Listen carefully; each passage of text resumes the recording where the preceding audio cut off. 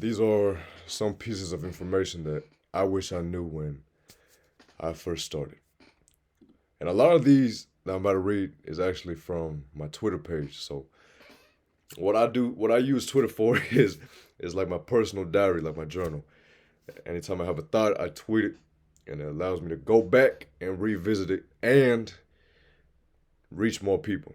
So it kills two birds with one stone. Instead of just writing it down on my notes, I can tweet about it, reach more people, and I can revisit it and use it and make content like this and talk about it. So the first one is it isn't a lack of information that's stopping you from making something happen. It's lack of execution. Especially today, especially in the world that we live in today, the amount of information we have is extraordinary. It's tremendous. And that's actually the thing that causes people to not want to try is because there's so much information that they don't know where to start.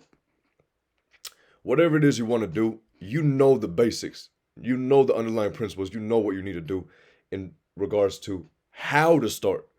Maybe you don't know how to get good and how to become amazing, but you know how to start. 100% you know how to start. The problem you have is you're psyching yourself out. You're doing all the studying, you're watching all the content, you're reading, you're learning, and you're just not applying the knowledge. You're not executing. Podcast after podcast, after audiobook, and you're still doing the same thing. And so you're not really learning at all, if that's the case.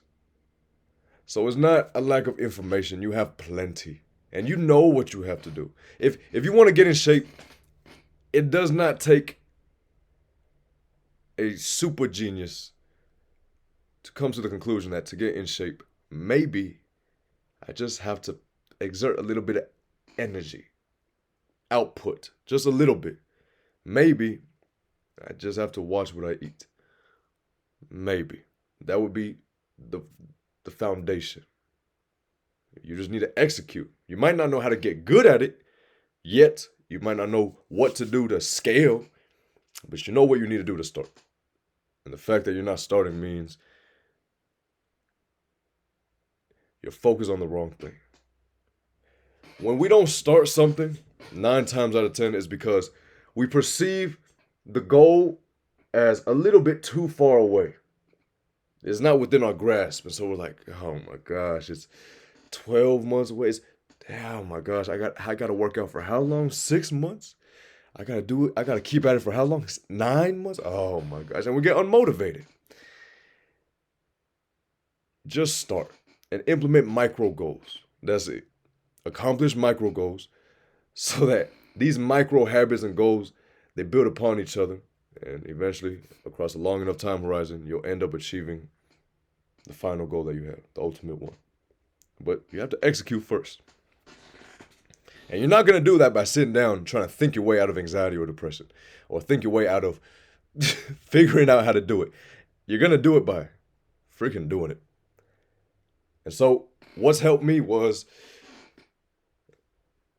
when I set a goal, I give myself a reward. When I go to the gym and I train hard, I'm going to get a chocolate lava cake after. I don't care. I'm going to get a chocolate lava cake. That's my reward. And so I'm now motivated to go to the gym because I can't wait to eat the chocolate lava cake. That's how you reinforce a behavior. You reinforce a behavior by presenting a reward at the moment of task completion or goal acquisition. And you do that enough times, you have a habit. You practice that habit, you have a pattern. Once that pattern is engraved, now that's your cycle. And now it's normal. It's cyclical. It's not unknown. So execute. If you want to motivate yourself, do it by giving yourself a reward after you accomplish the goal. All right. Next one is you don't get to regret a decision you made. Own it. Regret is a luxury for the pitiful. And this is truly an ethos that I live by. And it's something like, if you're going to sacrifice your 20s or your 30s, or maybe from 18 to 25, whatever it may be, if you're going to sacrifice those years to become successful, which means no fun. You're not going to go out. They're going to call you. Your friends are going to call you. You're going to say no. They're going to ask why. You're going to say because you're busy and you can't. When you achieve your goal and become successful, you don't get to look back on those times and be filled with regret. You don't have that luxury. You don't get to look back and say, oh my gosh, I wish I would have had some more fun. The truth is, you knew what you signed up for. You knew exactly what you wanted to do. You made a decision to become successful. You knew what came with it. You knew what you were sacrificing. You get to own it now. Congratulations. You don't get to sulk and weep in misery and regret. You get to own it like a grown man or a woman. You get to own it. Conversely, if you want to have fun, have the time of your life, and that means you sacrifice a possibility that you will become successful. That means when you're sick of all the fun, sick of all the partying, sick of all the drinking, sick of all of that, you don't get to look back and say, man, if I would have just gave it 3 years of my life, where would I be? I'm sorry. You knew exactly what you signed up for when you got dressed that Friday night, that Saturday night, put on those clothes, and went out downtown. You knew exactly what you were signing up for. And then you did it again next weekend, and next weekend, and the next weekend, and the next weekend. You knew exactly what you were doing. You don't get to sit back and have people feel sorry for you, and you shouldn't feel sorry for you either. Because it's not like you were ignorant. You knew exactly what you were doing. So, congratulations. You get to own it. Next one. Accomplishing a task is simple if you can break down the layers of goal acquisition. Rather than setting a large goal that can only be achieved across a very large time horizon, set micro goals that are easily achievable in order to reinforce the idea that it's actually easy. This is possible. I can do it. And this was very important because when we set a goal, it takes a very capable person to set a very large goal that's pretty far away, a couple years down the road, and stick to that plan. It takes a very capable person. Not a lot of people are like that. I know I'm not. To a degree, I'm still working on that. I'm not perfect, and by no means do I try to act like I am, because I have my own problems, and I will be one of the rare few to admit that I am nowhere near perfect. So, what's helped me is if I have a big goal, and it's like, okay, it's gonna take about 5 or 10 years of effort, and like I just know it. It's not gonna happen in a year. Even if I work hard every day, it's not gonna happen in 1 year. It's not gonna happen in 2 years. It's not gonna happen in 3 years. If I set a very large goal, achievable, just very far away, then what I'll do is I'll break it down. So for example, if I want to make $100 million and I want to get into the best shape of my life, that looks very, very far away. Very far away. But if I break it down, okay, if I want to get to the best shape of my life, I need to first go to the gym. Let's go to the gym. Boom. Achieved. First achievement. Went to the gym. What will be the next one? Let's train.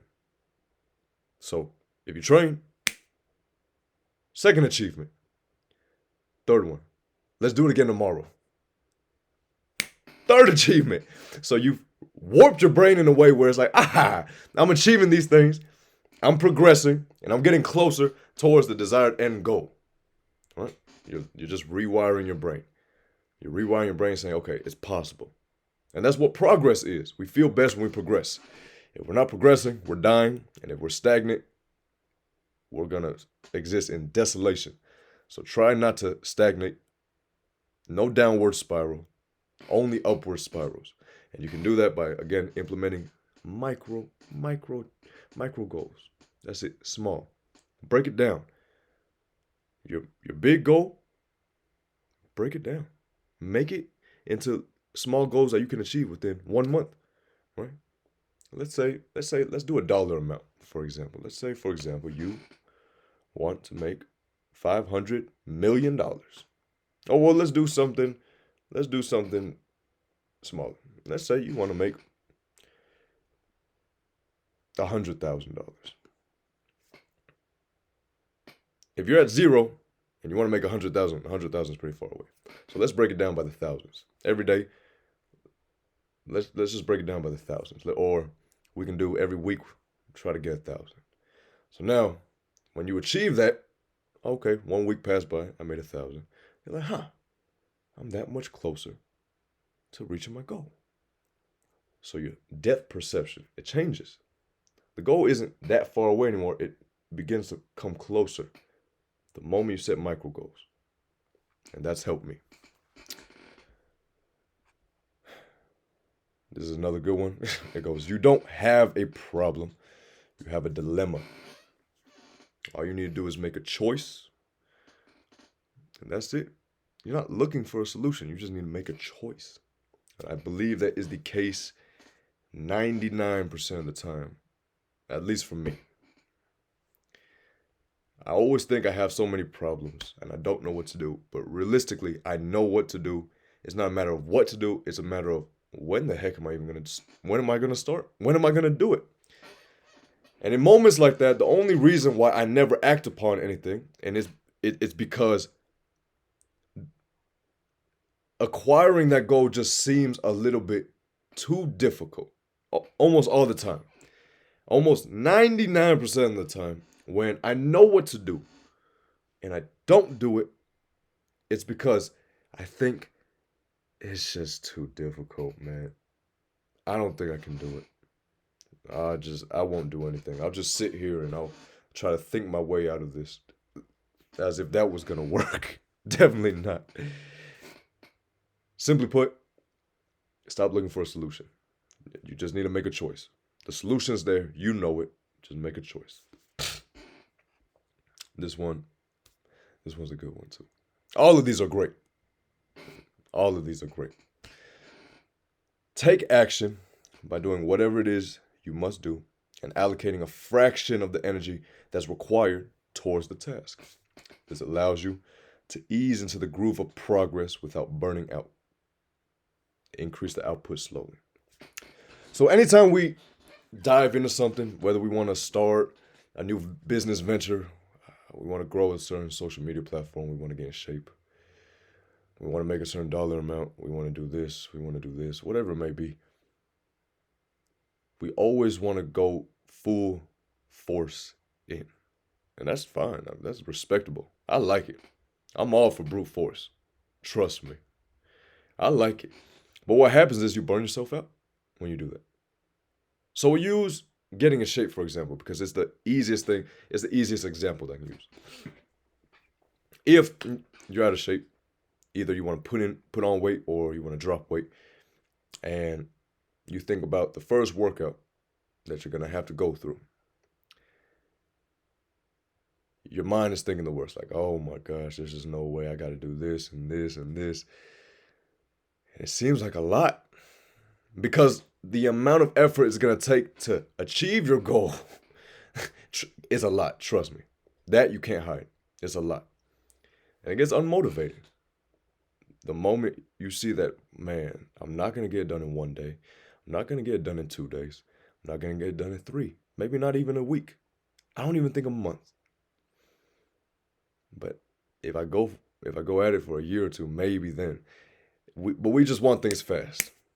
We want things instantaneously. We can't play the long game, and we have no control over ourselves no more. It seems like in these times, our mind controls us. We can't even access our mind. It's pathetic. The solution for that is figure out what you got to do and just take a fraction of the energy that you need, that's required for it, and just allocate a fraction, just a fraction of it. So if you're going to go train, instead of putting yourself through a very difficult workout that may be unmotivating because it's difficult to get through, how about you just walk on the treadmill? Go walk on the treadmill and do some pull-ups and push-ups. That's it. And you're done. And then walk out the gym. Walk out the gym. And combine that with what I said earlier. Give yourself a reward. You just allocated a fraction of the energy. It wasn't that tough because you're like, that walk on the treadmill was easy. I just did I did 5 pull-ups. I can do this again tomorrow. And you see, you start talking yourself into, that wasn't too bad. I can do it again tomorrow. You increase the output slowly. Meaning, tomorrow, walk on the treadmill longer. Do more. Maybe 1 more rep. Right? Maybe stay there a little longer. When you increase the output slowly across a long enough time horizon, you'll see the gain. You'll see the upward spiral. And that's what we need to focus on. We're not short-term oriented. That's not what we are. We're not short-term oriented. You need to reset your expectations. Nothing in life is going to happen fast. And if you are someone that can make things happen fast, send me a message so we can talk. We need to have a discussion. But things in life take time. They take a lot of time. It's going to take a year, 2, 3, 4, or 5 years. And when that becomes your normal standard, when you fail 3 months in, when you don't progress 6 months in, 9 months in, you're like, oh, well, this is normal. It's not abnormal anymore. You don't get upset. Why are you upset? It's normal. If you can reset your expectations, everything changes. Completely, everything changes. Again, increase the output slowly. And that's it. Fraction of the energy, increase slowly. That's called progressive growth. We're progressively growing. We're not overexerting ourselves to where we burn out. That will result in an upward spiral. Even if it takes time, man. Oh, but Thompson, that's gonna take time, man. So what? That'll take longer. So what? If I told you that you're not gonna make it in the first year, you'll fail. And the second, and the third, and the fourth.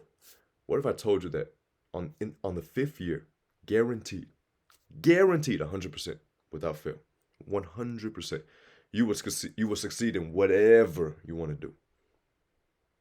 Would you make that transaction? Would you pay the price? Suffer for about 4 years, 5 years? If you say no, I don't know what to tell you. I don't think you get it then. If your answer is no, then you probably don't get it. Because it's going to take that long. And when that becomes your normal, you don't expect things to come fast. You expect things to come gradually, slowly, progressively. So long as you're spiraling upwards and you're progressing, you're good. I promise you, you'll feel good. Because you're not even going to notice, you're not even going to care about the fact that it's taking long.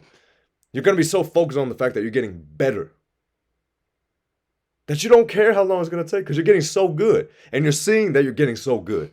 And you're going to get obsessed with getting better because you see that you can get good. Once you acknowledge your capabilities, you'd be surprised at how limitless you can possibly be. Advice for my younger self. This will be the next one. It doesn't matter if you don't have what someone else has. You have something they don't. Skills. Use them. Perfect them. Use this as leverage to show them that you're better. Pretty sure I was angry when I wrote this, trying to prove a point. I think one of the most important things that we can do is obtain skills. Learning how to speak to people. Learning how to properly walk. Yes, I'm serious. People don't know how to properly walk. Learning how to walk. Just being in control of everything. How our eyes look. Our tonality. Our rate of speech. Posture. I shouldn't be talking. I'm hunched over right now, but whatever. If I sit like this, it just doesn't look right. So I'm hunching over. It's more comfortable. Skill acquisition is one of the most fundamental things that you can acquire in the realm of business, entrepreneurship, and just experience, the human experience alone. It's always skill acquisition. There's too many people out here that do not possess any skill at all. I think the best skill they possess is their ability to breathe in and out through their mouths. It seems as though, and I'm not lying to you, I was blown away at the fact that I don't know how long ago this was. I just know it was sometime in the past. I often do not breathe out of my mouth. I I breathe out. I breathe in and out through my nose, and that means at the gym I do the same. Even if I'm out of breath, I consciously shut my mouth. I try not to breathe out of my mouth. I spoke with someone, and they said, "How do you breathe out of your? How do you not breathe in and out through your mouth, only through your nose? That's crazy." So now, freaking breathing out of your nose is a skill. It's almost too easy to win nowadays. People think breathing out of your nose is a skill. In and out through your nose is a skill. So imagine if you know how to talk better, if you know how to navigate a conversation, if you know how to use leverage, if you know how to obtain power, if you know how to sell, how dangerous would you become? Because there is no better time to win than, I'm not going to lie, these times. People are getting weaker and weaker. And you can join the crowd and get weak with them.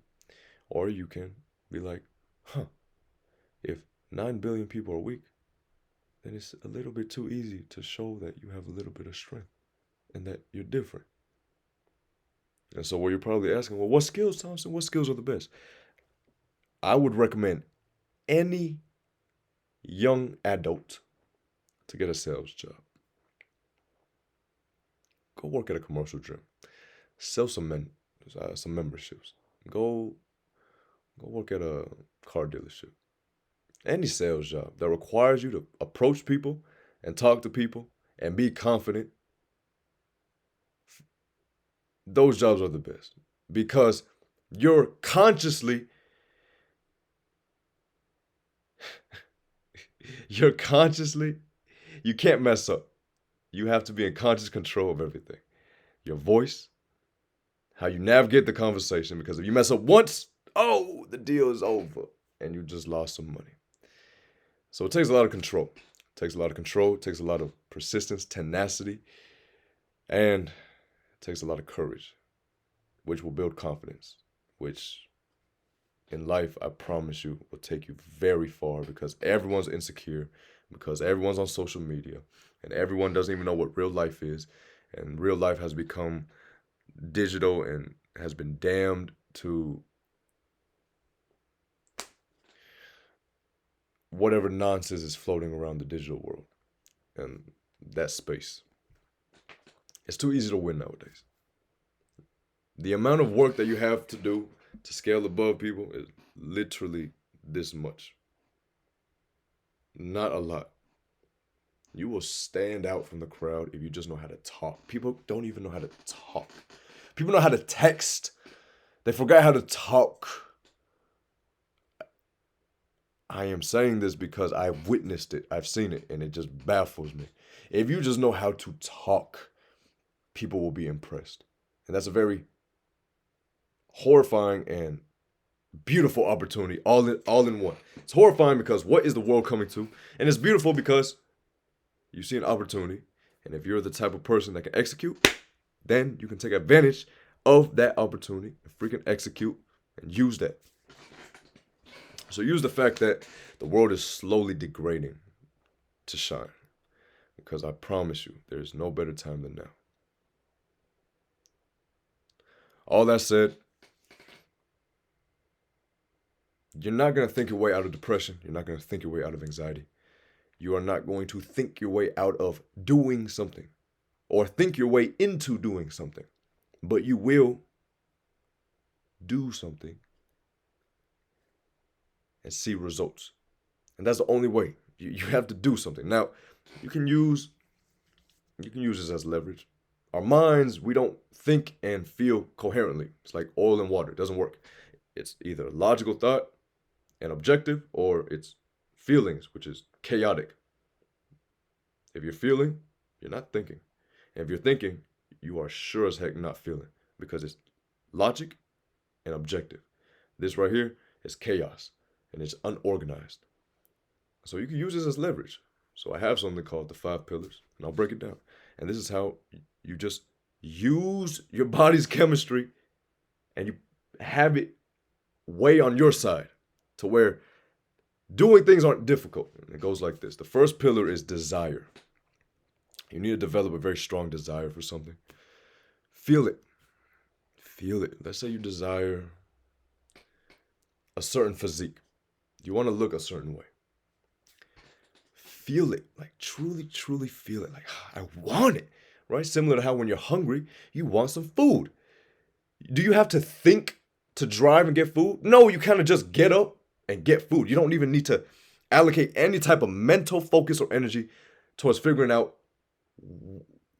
what to do to get food. You just go and you figure it out on the way. Very strange, right? Ever notice that? You can use that. So when you desire something, right? The example is, again, amazing physical shape. When you desire something, you're going to feel, which means you shut off on thinking. And this is a good thing if you know how to use it.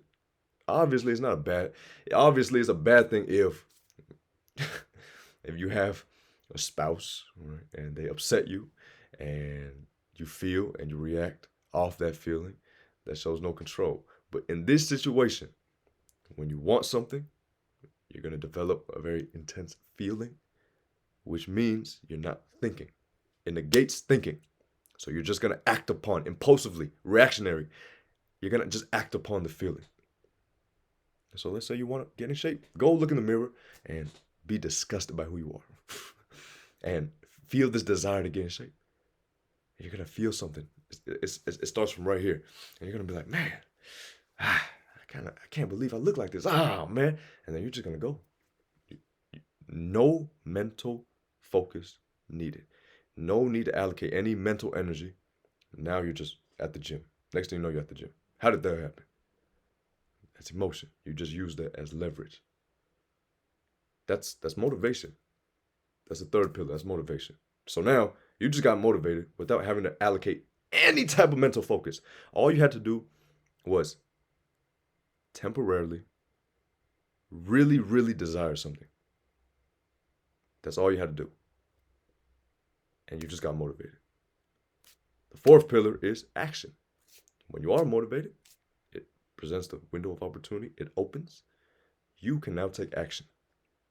Despite all your circumstances, despite the lack of happiness, despite everything that's going on, you can now take action. When you take action, there is an opportunity for you to repeat it tomorrow. And this is very important.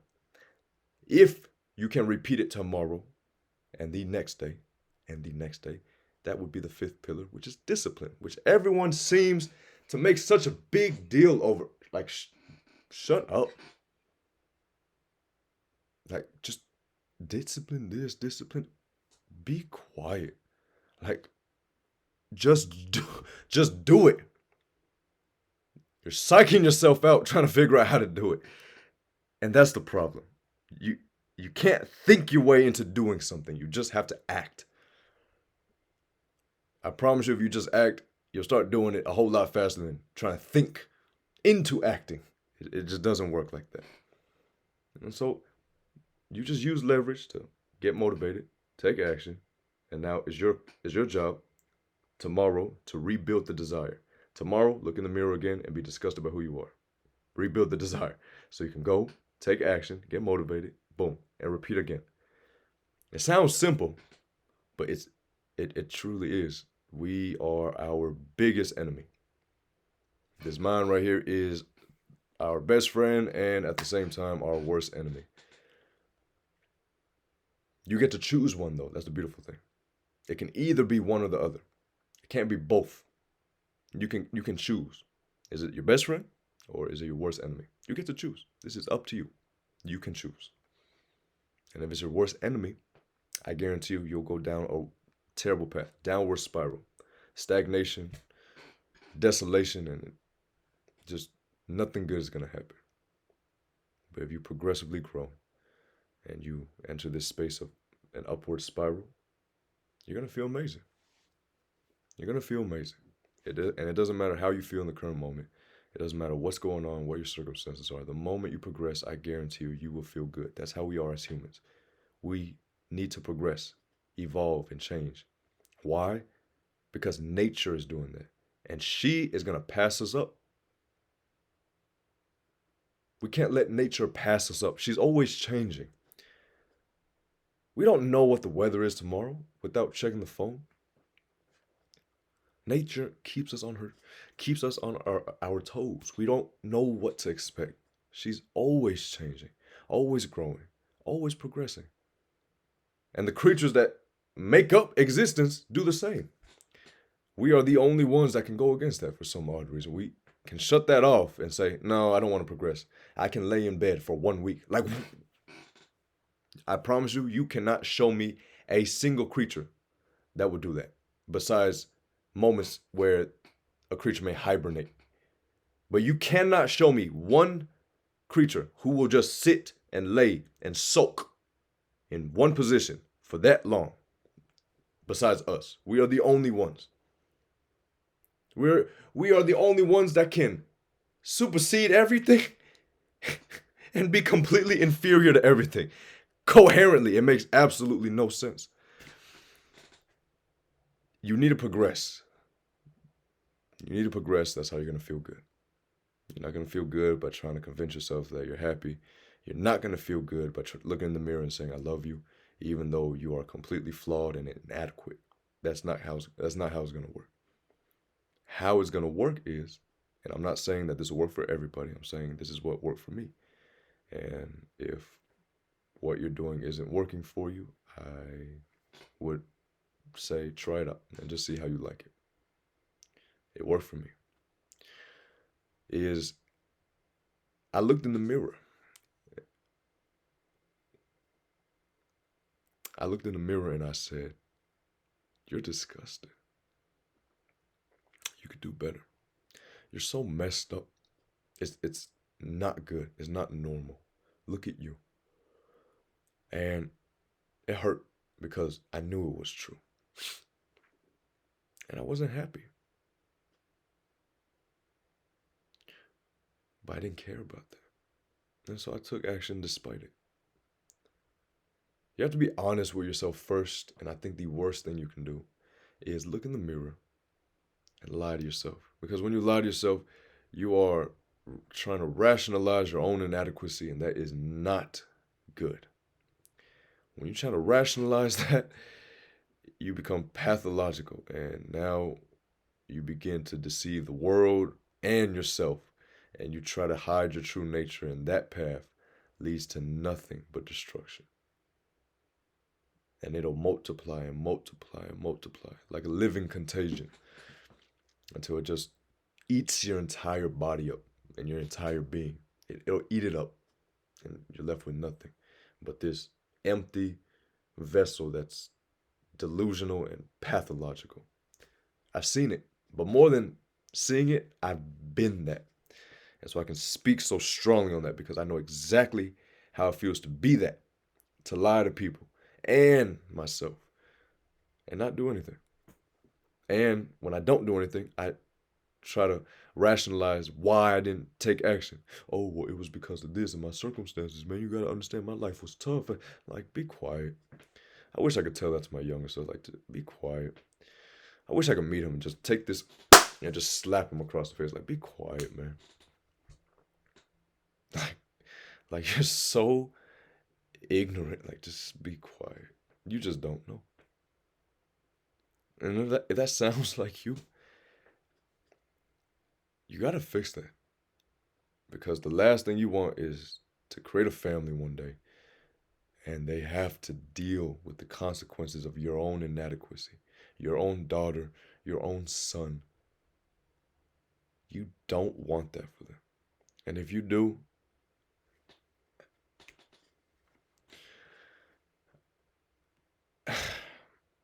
then, hey, good for you.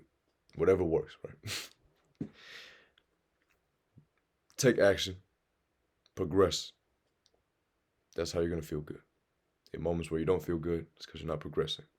And even if you are progressing and you don't feel good, then maybe you're not doing what you want to do. Maybe you're progressing in an area where you don't even care to progress in.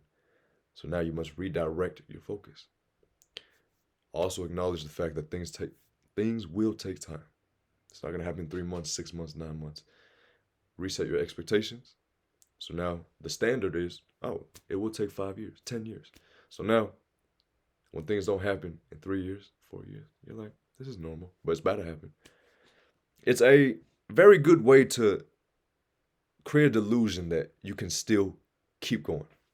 I'm being honest. That's exactly what it is. It's a method to create a delusion that, hey, I can still keep going. Because you've completely warped your mind and said, oh, my standards have changed. My expectations are different now. Oh, I don't expect to succeed until I'm 5 years in. It's delusional, and it's okay. We're all delusional. And I think delusional is good if you can use it as leverage. If delusional means upward spiral and progressive growth, I'll take it. I will happily make that transaction. Yes, call me delusional and watch me spiral upwards. That's it.